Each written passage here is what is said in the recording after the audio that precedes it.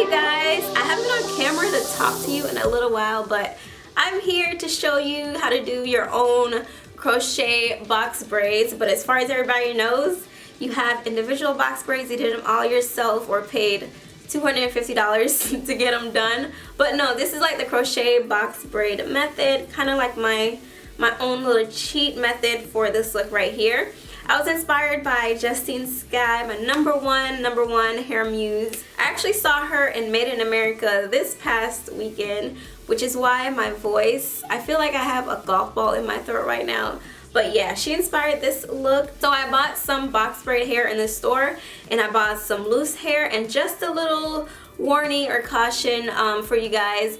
Make sure you examine them in the pack very closely, because doing the ombre purple, even though they all said like long, medium box braids, 24 inches, they were slightly different lengths and slightly different sizes. But I love it. I like the imperfect look on my braids. I don't like them to be all one color or one size.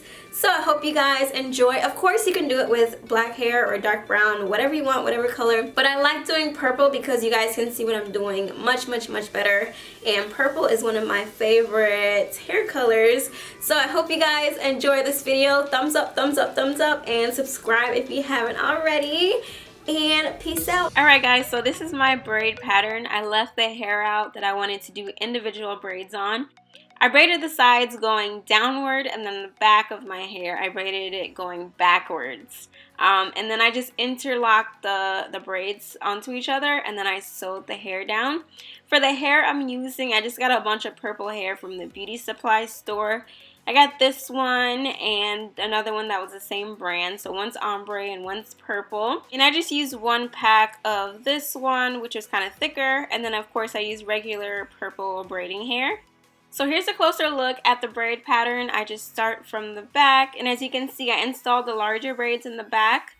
Just so I would have enough hair, and I didn't want those in the front because they were too big. So I installed the hair in kind of windows is what I call them. I just spaced them out, especially in the back, so they won't get too bulky too quickly. There's a special technique that I use with the box braids, but I'll show you guys that in depth later. But for now, I'm going to show you two ways to install these partial crochet box braids. The first way is that in the front, you can do the individual braids first, and then you fill in the crochet braids. And this helps if you don't know how much hair you're going to really need, or if you're going to use too much or too little. Right now I'm working on the part where I can flip over my braids and it's going to show. So I do those really close together on that first section. You can also create 2 rows on the side and 2 rows in the middle if you want. If you want to leave more hair out, that's completely optional. So I'm going to fill those spaces. That actually could fit one more braid. So for the rest of the hair, I continue to do windows, which is spacing the hair out. And here's a closer look at the technique I use. So once the latch hook is inside my hair, I insert the braiding hair and then I close the latch hook and I loop it through.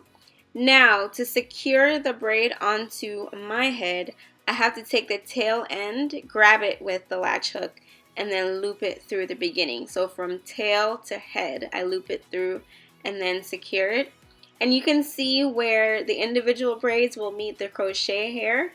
Once the hair is looped, you see like a bump that kind of resembles box braids. So that's where it starts to look undetectable. And as you can see, like when I flip it over, you can hardly tell. So make sure to be careful around that area to where you're braiding your hair down, which is why I braid the sides downward and then the back backwards, so that the hair will lay correctly, if you get what I'm saying. Alright, so the second way you can do this, and I'm showing you guys both, you can do the crochet braids first.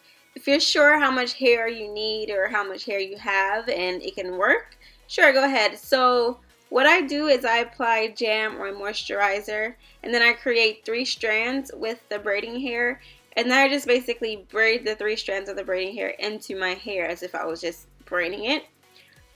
So yeah, no special methods here because the length is pretty accurate, so I don't tease the hair or anything. It seems to match really well with the length of the crochet braids. Now I'm going to finish braiding the rest of my hair, and then I'm going to make sure all the ends are braided up.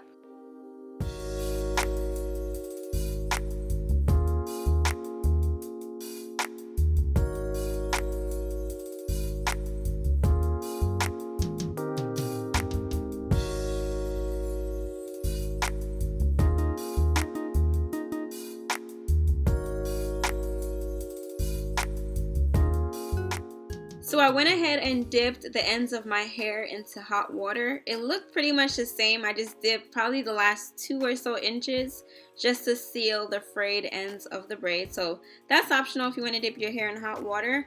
And then I applied some mousse, and I think it's important to use alcohol-free mousse so you don't dry your own hair out, because that would defeat the whole purpose of having like a protective style. So yeah, these are my braids. You can always go in and add and remove hair as you feel necessary. And I like the length of them. They're about hip length on me. I do wish they were a bit longer, but like I said, that's all they had. That's the longest they had in the beauty supply store. So there it is, you guys, my crochet braids, box braids style. I really do believe that hair is just one of the many ways you can express yourself, and this is how I like to express myself. Yeah, if you like the purple look, thumbs up and let me know what you think about it. If not, you can just follow the technique and do any color you want, actually. So stay tuned for new videos, you guys. I'm starting some new series, so you don't want to miss out. Subscribe if you haven't already. Thumbs up, share, and favorite this video, and I'll see you on the next one. Bye. Take care.